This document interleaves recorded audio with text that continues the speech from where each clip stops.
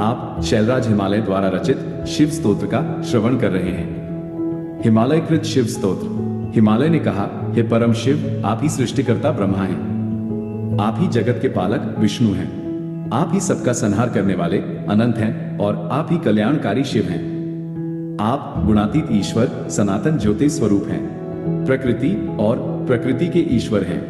प्राकृत पदार्थ होते हुए भी प्रकृति से परे हैं। भक्तों के ध्यान करने के लिए आप अनेक रूप धारण करते हैं। जिन रूपों में जिसकी प्रीति है उसके लिए आप वही रूप धारण कर लेते हैं। आप ही सृष्टि के जन्मदाता सूर्य हैं। समस्त तेजों के आधार हैं। आप ही शीतल किरणों से सदा शस्यों का पालन करने वाले सोम हैं। आप ही वायु, वरुण और सर्वदाहक अग्नि हैं। आप ही देवराज इंद्र, काल, मृत्यु तथा यम हैं। मृत्युंजय होने के कारण मृत्यु की भी मृत्यु, काल के भी काल तथा यम के भी यम है।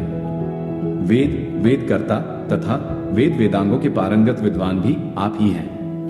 आप ही विद्वानों के जनक, विद्वान तथा विद्वानों के गुरु हैं। आप ही मंत्र, जप, तप और उनके फलदाता हैं। आप ही वाक और आप ही वाणी की अधिष्ठात्री देवी हैं। आप ही उसके सृष्टा और गुरु हैं। अहो, सरस्वती बीज स्वरूप आपकी स्तुति यहाँ कौन कर सकता है।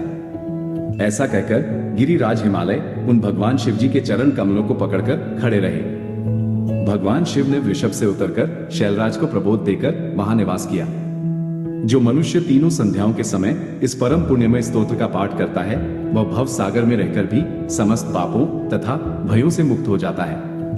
पुत्रहीन मनुष्य यदि 1 मास तक इसका पाठ करे तो पुत्र पाता है।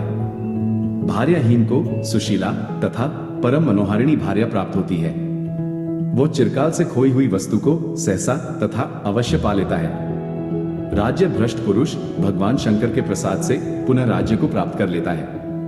कारागार, शमशान और शत्रु संकट में पड़ने पर तथा अत्यंत जल से भरे गंभीर जलाशय में नाव टूट जाने पर, विष खा लेने पर, महाभयंकर संग्राम के बीच फंस जाने पर तथा हिंसक जंतुओं से घिर जाने पर इस स्तुति का पाठ करके मनुष्य भगवान शंकर की कृपा से समस्त भयों से मुक्त हो जाता है। इस प्रकार श्री ब्रह्म वैवर्त पुराण में हिमालय कृत शिव स्तोत्र संपूर्ण हुआ।